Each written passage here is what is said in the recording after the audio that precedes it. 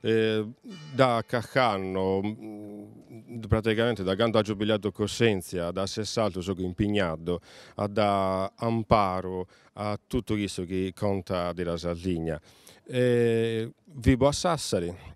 E lo che mi piace di Sassari è la ringasoia, tanto quando ha pigliato un po' credo di responsabilità di questo che era succedendo allo Sassarese, cioè una ringa che era ichibidata, postaunara sia in casa sia in famiglia, ha compreso che forse bisognava impegnarsi con questa lingua di pisadia italiana.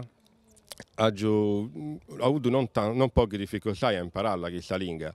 In carriera, quando ero minore, quando giocavo con i bizzini, tutti mi favillano in sassarese, ma la pisadia mia era italiana. Tanto per forza dovevo punirmi in contatto con questi bizzini, tanto dovevo impararla. E ho già avuto la fortuna con l'anni di buoni afficco, appunto, studenti, tra virgolette, questa lingua. Ha giubilato pure qualche preda a cabo dai bizzini che tanto era così, che non ne pigliavamo compresa di lo che era. Però, allora, siamo arrivati al punto che dopo imparo di lingua sassarese i ricordi, in qualche ora, lo che è importante che questi pizzini siano nascenti con la mentalità diversa, non con la mentalità di tanto, e che poni da e poi imparare questa lingua, che è una lingua che è un patrimonio non solo di Sassari, ma è un patrimonio della Sardegna e di tutto il mondo.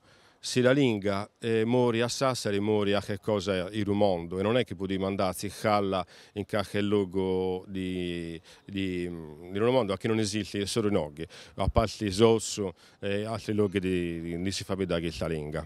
Avvertimo a questi signori, come te che ti chiami tu? Melania. Melania, da voi? Tettori. E lo sanguinato? Adelasia. Andava, ascolta, tu in che ancora andi? È ancora elementare o ancora materna? Ancora materna. Ancora materna. E quanti anni hai?